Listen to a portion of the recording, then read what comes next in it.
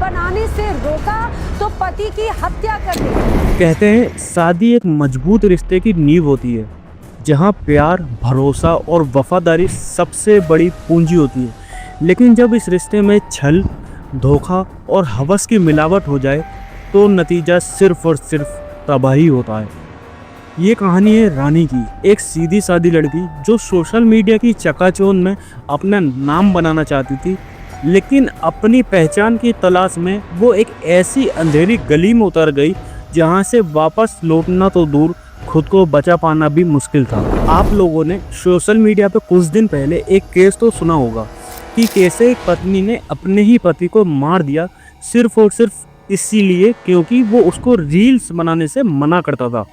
ये केस आपको बताएगा कि कैसे एक सोशल मीडिया पर फेमस होने का भूत और हवस पूरी फैमिली को बर्बाद कर सकता है। तो आज हम डिस्कस करने वाले हैं कैसे एक पत्नी रानी कुमारी ने अपने बॉयफ्रेंड सज्जाद के साथ मिलकर अपने ही पति महेश्वर कुमार को बड़े ही बेरहमी से मौत के घाट उतार दिया। तो hey guys, welcome back to our channel. My name is Intezar and my name is Rihan.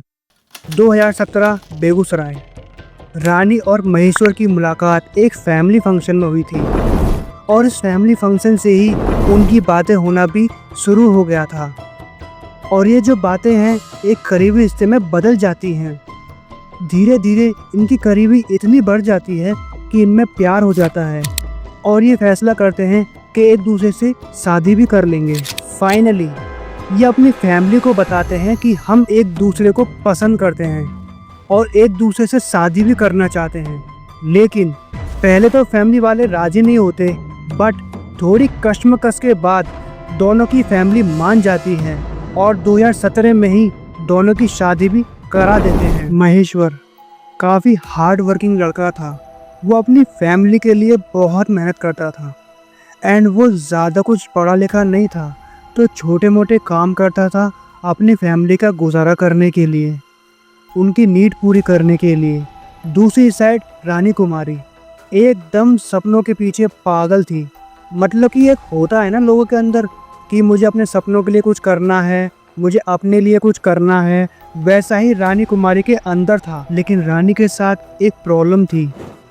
रानी को सोशल मीडिया पर फेम पाने का चस्का था और उसको ढेर सारा पैसा कमाने की भूख भी थी। वो चाहती थी कि लोग उसे जाने, वो फेमस हो और खूब सारा पैसा कमाए और एक लग्जरी लाइफ जिए। शादी के बाद महेश्वर ने एक स्मार्टफोन गिफ्ट दे दिया ताकि उसका घर में पड़े पड़े दिल लगा रहे और जो उसका सपना है वो पूरा हो सके। वैसे बहुत अच्छी बात है, अगर किसी के सपने हैं तो उनके लिए कुछ ना कुछ करना चाहिए, लेकिन अगर वो चीज़ें अच्छे ढंग से, अच्छे तरीके से हो तभी सही है। शुरुआत में इन दोनों का रिश्ता बिल्कुल ठीक था और शादी के 2 साल बाद इनका एक बेटा भी हुआ था। लेकिन वक्त के साथ साथ इनके रिश्ते में दरारें आने लगी थी। अब रानी ने इस स्मार्टफोन का इस्तेमाल इंस्टाग्राम रील बनाने के लिए किया। रानी को सोशल मीडिया का बहुत शौक था। वह घंटों अपने फ़ोन में लगी रहती थी, रील्स बनाती थी और नए नए लोगों से बातें करती थी। लेकिन धीरे धीरे जैसे जैसे रानी रील्स बनाती चली गई तो गांव के लोग उन रील पर कमेंट्स करने लगे और ये कमेंट्स बहुत ही ज़्यादा भद्दे थे। और यहाँ तक कि रानी गांव के लोगों के साथ बातचीत करने लगी थी, चैट करने लगी थी। धीरे धीरे यह जो चीज़ थी पूरे गांव में फेमस हो गई थी और गांव वाले महेश्वर को बातों ही बातों में चिढ़ाते थे, टॉन्ट मारते थे। और महेश्वर भी खुद जब रानी के वीडियोस पर जो कमेंट आए थे उनको पढ़ने बैठा तो बड़े अजीब अजीब कमेंट मिलते थे, जैसा कि यूजुअली होते हैं,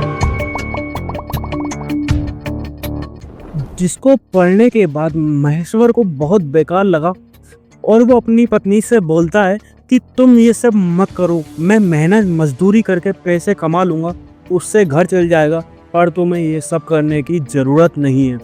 बट रानी के दिमाग में ये सब चीज़ें नहीं आने वाली थी क्योंकि रानी एक तरह से इस चीज़ की एडिक्ट हो चुकी थी और इन्हीं सब की वजह से ये चीज़ महेश्वर को पसंद नहीं आई।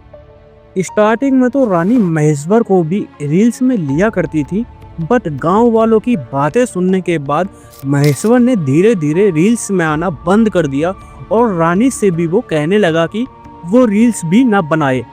इधर रानी के सास ससुर जो थे वो भी इस चीज़ के खिलाफ थे। वो भी रानी को काफ़ी बार मना कर चुके थे, लेकिन रानी के सर पर फेम का भूत सवार था। वो किसी भी शख्स की बात नहीं सुनती थी। जो मना करता था वो उससे लड़ने बैठ जाती थी और लड़ने के बाद वो अपने मायके भाग जाती थी। और जब रानी ज़्यादातर मायके रहने लगी, इसी दौरान रानी का कांटेक्ट सोशल मीडिया के थ्रू ही सज्जाद नाम के इंसान से हुआ। और अब धीरे धीरे सज्जाद भी रानी के बहुत क्लोज आने लगा था। इनकी काफ़ी देर देर तक बातें भी होने लगी थी। सज्जाद रानी से मीठी मीठी प्यार भरी बातें करता और उसे स्पेशल महसूस कराता था। और अब वो रानी को अलग अलग इक्विपमेंट देने लगता है, जैसे कि सेल्फी स्टिक हो गया या फिर स्टैंड हो गया। एंड धीरे धीरे इन दोनों की नज़दीकियाँ इतनी बढ़ने लगी थी। सज्जाद का रातों को रानी के घर आना जाना लगा रहता था। पूरी रात वो एक कमरे में बंद गुजार दिया करते थे। और इन्हीं सब चीज़ों का शौक लगने के बाद रानी को अब एक आइडिया मिल चुका था। अब रानी क्या करती थी कि वो बात बात पर महेश्वर से लड़ाई करती और अपने मायके चली आती थी और वहाँ पर वो डेली सज्जाद से मिलती। वो इतने करीब आ गए थे कि एक बच्चे की माँ होते हुए भी रानी ने एक एक्स्ट्रा मैरिटल अफेयर शुरू कर दिया था। एंड महेश्वर जो है वो अपने घर से ज़्यादातर बाहर रहता था, क्योंकि अभी कुछ ही टाइम पहले उसकी जॉब लगी थी कोलकाता में कंस्ट्रक्शन एरिया पर, जिसको लेकर वो बहुत ज़्यादा खुश था। क्योंकि उससे पहले उसकी जो जॉब थी वो कोई स्टेबल जॉब नहीं थी, कभी काम मिलता था कभी नहीं मिलता था। बट फाइनली जब उसे ऐसा कुछ काम मिला तो इसीलिए वह कोलकाता जाकर रह रहा था, वहाँ पर रहकर काम कर रहा था। क्योंकि महेश्वर जो है वो अपने परिवार को अच्छी ज़िंदगी देना चाहता था, लेकिन दूर रहने की वजह से उसके और रानी के बीच में दूरियां बढ़ जाएंगी, ये कोई नहीं जानता था। अब इधर इस चीज़ की वजह से रानी को फुल फ्रीडम मिल चुका था और अब वो खुलकर रील्स बनाने लगी थी और दिन रात सज्जाद से मिलने लगती है। रानी और सज्जाद के रिश्ते के बारे में वैसे तो उसके ससुराल वाले सास ससुर एंड उसके भाई तक को पता था। एंड उन्हीं के और उसके दोस्तों के थ्रू महेश्वर को भी पता लगा, तो वो तुरंत कोलकाता से वापस आता है और रानी से पूछताछ करता है और इसी बात पर उनकी लड़ाई हो जाती है। रानी बिल्कुल साफ इनकार कर देती है कि उसका कोई ऐसा रिश्ता नहीं है और लड़ाई में वो वापस मायके चली जाती है। महेश्वर के मन में ये था कि कुछ न कुछ करके ये सभी प्रॉब्लम ख़त्म हो जाए और रानी वापस आ जाए। एक दिन रानी महेश्वर को कॉल करती है और उससे कहती है कि वो उससे मिलना चाहती है। महेश्वर को लगता है कि वो उससे मिलने के लिए बुला रही है और वो अपने बेटे से भी मिल पाएगा और हो सकता है बात करके चीज़ें इम्प्रूव हो जाएं। 7 जनवरी 2024 की रात महेश्वर सीधा कोलकाता से रानी के घर पहुंचा और जैसे ही महेश्वर रानी के घर पहुंचता है तो वो देखता है कि रानी और सज्जाद दोनों बिना कपड़ों के एक इंटीमेसी पोजीशन में थे। और इस चीज़ को देखकर महेश्वर काफ़ी ज़्यादा शॉक में आ जाता है। रानी को लगा नहीं था कि महेश्वर इतनी जल्दी आ जाएगा।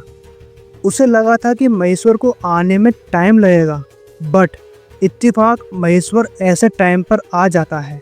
अब महेश्वर और सज्जाद के बीच में खूब गाली गलौज और बहस होती है और ये बहस हाथापाई में बदल जाती है।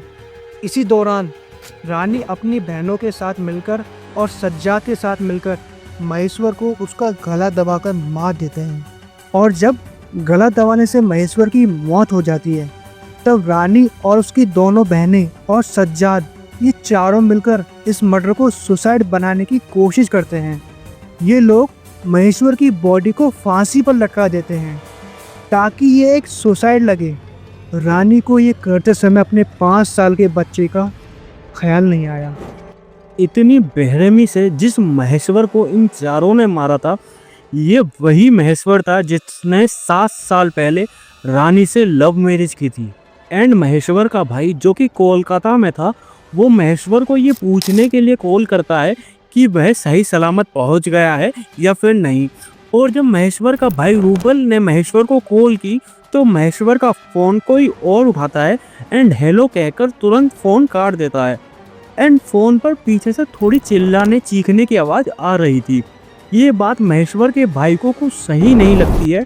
उसे थोड़ा डाउट होता है और वो दोबारा कॉल करता है, पर इस बार कॉल कोई उठाता ही नहीं है। इसी चीज़ की वजह से महेश्वर के भाई को थोड़ी फिक्र होने लगती है और वो अपने पापा को कॉल करता है। जो फ़ोन पर हुआ वो सब कुछ अपने पापा को बताता है और कहता है कि वो एक बार महेश्वर को जाकर देख आए। तुरंत हड़बड़ाहट में महेश्वर के पिता रानी के घर के लिए निकल जाते हैं, क्योंकि महेश्वर के भाई और पापा को पहले से ही पता था कि रानी का चक्कर कहीं और भी चल रहा है और रानी कैसी लड़की है। और अब जैसे ही महेश्वर के पिता रानी के घर पहुंचते हैं तो वो देखते हैं कि सज्जाद उनके बेटे को उठाकर कहीं तो ले जा रहा है और उनका बेटा खून से लथपथ था। इस चीज़ से उसके पापा काफ़ी ज़्यादा घबरा जाते हैं और रानी और सज्जाद से पूछते हैं कि ये तुम क्या कर रहे हो, तुम मेरे बेटे को कहाँ ले जा रहे हो। अब महेश्वर के पापा की ये बात सुनने के बाद रानी और उसकी बहनें कहती हैं कि महेश्वर की तबीयत ठीक नहीं है, हम उसको हॉस्पिटल लेकर जा रहे हैं, आप घर चले जाओ। इन बातों को सुनकर महेश्वर की हालत देखकर उसके पापा थोड़े घबरा जाते हैं और वो तुरंत पुलिस को कॉल कर देते हैं। पुलिस आती है, चारों को हिरासत में लिया जाता है और ये चारों अपना गुनाह कबूल भी कर लेते हैं। इस केस की स्टडी करते समय जब मैंने रानी के अकाउंट पर जाकर देखा तो वहाँ पर रानी के 10,000 फॉलोवर थे और रानी अब तक 652 रील पोस्ट कर चुकी थी। इससे पता चलता है कि बस उसको फेमस होना था। उसको ना घर की पड़ी थी, ना परिवार की, ना पति की और ना ही अपने 4-5 साल के बेटे की।